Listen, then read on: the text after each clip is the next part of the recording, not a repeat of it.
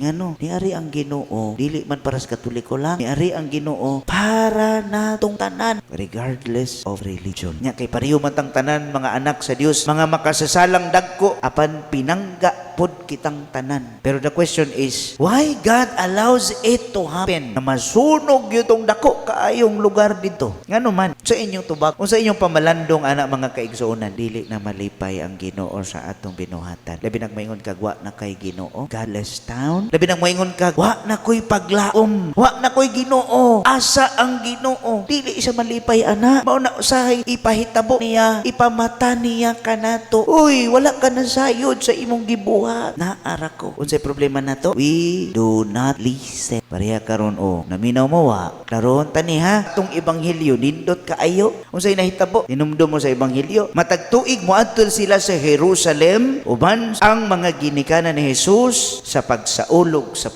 pangilin sa pagsaylo. Kita na mo sa listen nga part dito? Nailisen wala. Paminaw bagod? Moadto sila sa Jerusalem ang mga ginikanan ni Jesus aron pagsaulog sa pangilin sa pagsaylo. Makadungog-mog na ay paminaw dito? Wala. Kabalo mo asa ang pagpaminaw? Naminaw sila sa balaod. Kay nangadto man gyud sila dito sa Jerusalem. Bisan og layo kaayo to, nagbakas sila dito tungod kay namati sila ilang gituman ang balaod ni Moises. So, arita ron sa atong kaugalingon, namati bata. Grabe kayo ni atong ebanghelyo. Nagisgot sa ilahang pagkamatinumanon. Kung maingon kita listen, paminaw, pamati. Kung gimuan ni og acronym, listen. Kay kung di ka maminaw, delikado. Gubot. Pamilya nga di magpaminaway, gubot. Listen, lihok. Lihok uban sa pagtuo. Ay, usa man ay, ilha ang kabubot sa Dios. Iyahang will maoy matuman dili ato sangpit og ampo sa pasalamat. Pasalamat ra gyud ng tanan. Ito na si Mel Gibson, you do not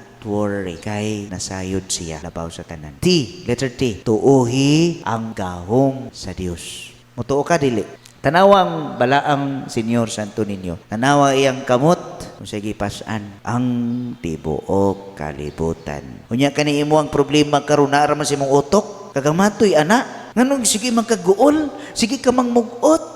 Uy ka problematic ni mong naong.